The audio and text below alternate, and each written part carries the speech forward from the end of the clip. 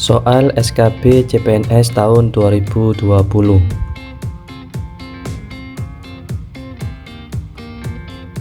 Soal pedagogik. Soal pertama, kemampuan peserta didik untuk membina hubungan dan kemampuan motivasi diri termasuk kecerdasan: A. Kognitif, B. Sosial, C. Emosional, D. Moral. Jawaban yang tepat adalah C. Emosional. Soal berikutnya, seorang siswa diminta untuk mengidentifikasi masalah yang mereka hadapi. Lalu masalah itu didiskusikan dalam kelompok untuk mendapatkan solusinya. Ilustrasi ini berkaitan dengan perkembangan: A. Kemampuan kognitif, B. Kemampuan interaksional, C. Kemampuan afektif, D. Kemampuan komunikatif. Jawaban yang tepat adalah A. Soal berikutnya, pernyataan berikut yang menjelaskan makna istilah kognitif adalah: A. Kemampuan berkomunikasi, B. Kemampuan untuk memecahkan masalah, C. Kemampuan berinteraksi, D. Kemampuan untuk mengintegrasikan diri.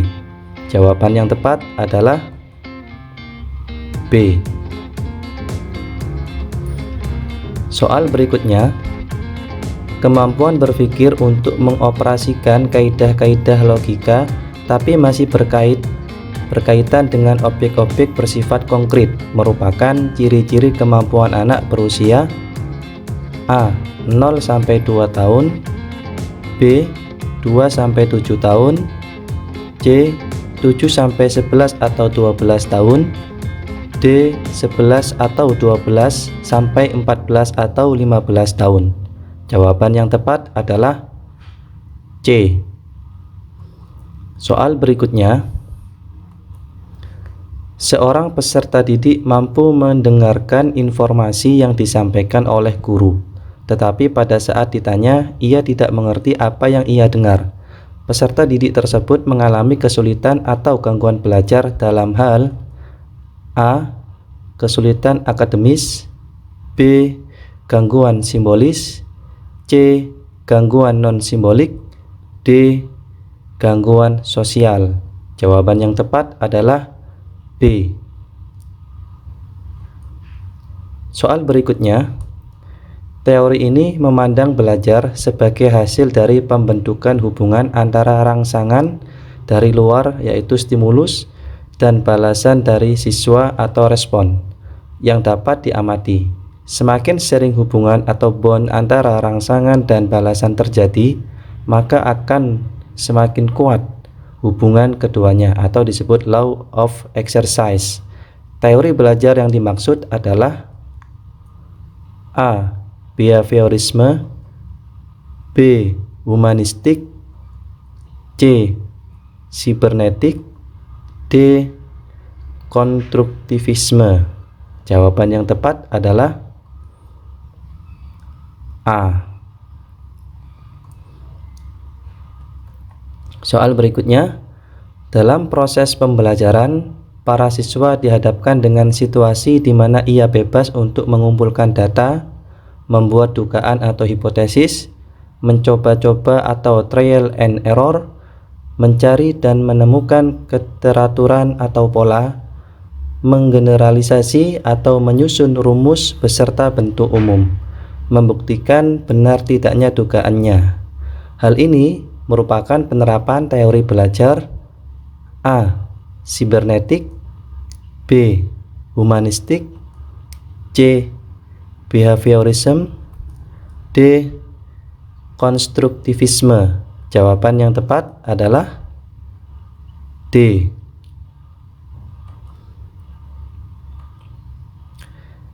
Individu memandang apa yang diharapkan oleh keluarga, kelompok, masyarakat, dan bangsa, serta setia mendukung aturan sosial bukan hanya untuk ketenangan tetapi disadari sebagai suatu yang berharga.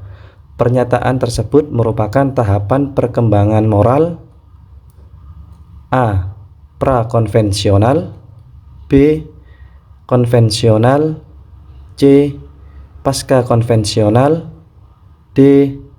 Interkonvensional. Jawaban yang tepat adalah C.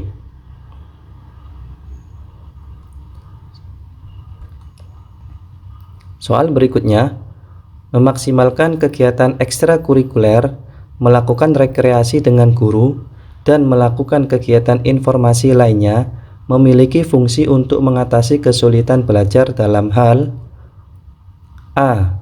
Mengemukakan gagasan, B. Mengaktualisasikan diri, C. Penciptaan hubungan yang baik, D. Menformulasikan tindakan. Jawaban yang tepat adalah C.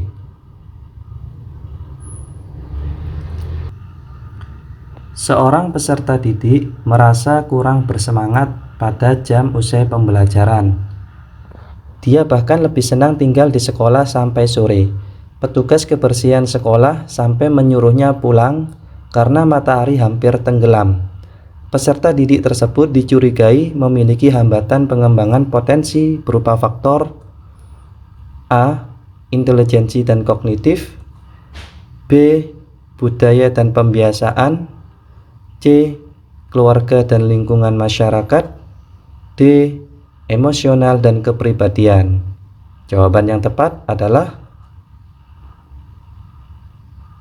C.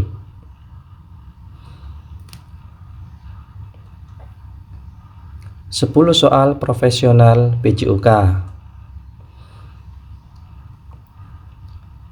Servis dalam bulu tangkis dilakukan dengan mata mengarah ke A. Raket, B. Tangan yang memegang shuttlecock, C. Shuttlecock, D. Depan. Jawaban yang tepat adalah D. Depan. Soal berikutnya, prinsip melakukan smash yang baik adalah A. Di antara pemain lawan, B. Sedekat mungkin dengan net, C. Kepada pemain lawan yang tidak konsentrasi, D. Pada area yang paling kosong pemain lawan. Jawaban yang tepat adalah D.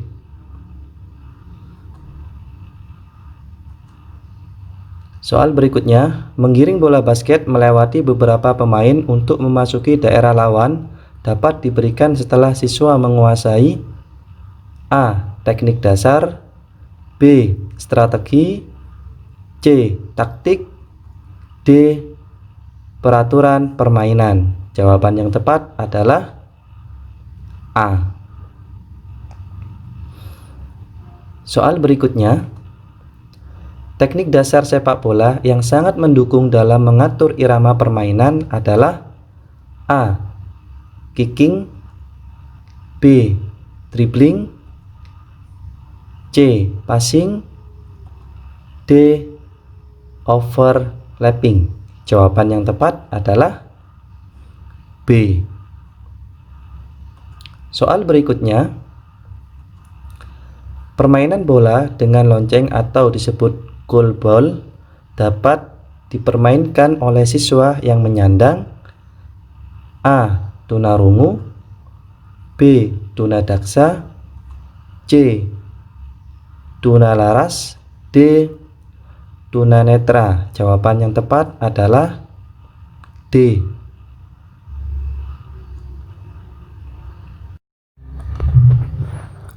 Perbedaan pendapat dalam mengatur strategi akan menumbuhkan kemampuan siswa di bawah ini, kecuali A. Pemecahan masalah, B. Menghargai pendapat orang lain, C. Berdebat, D. Toleransi. Jawaban yang tepat adalah C. Berdebat. Soal berikutnya, aktivitas olahraga di bawah ini sesuai untuk siswa perempuan. A. Kasti, B. Sepak bola, C. Bola voli, D. Semua jawaban benar. Jawaban yang tepat adalah D. Soal berikutnya, berjabat tangan setelah selesai pertandingan menunjukkan sikap A. Toleransi, B. Kerjasama, C. Sportif, D. Persahabatan. Jawaban yang tepat adalah C. Cara merangsang kepercayaan diri yang dapat meningkatkan kemampuan belajar gerak anak adalah A.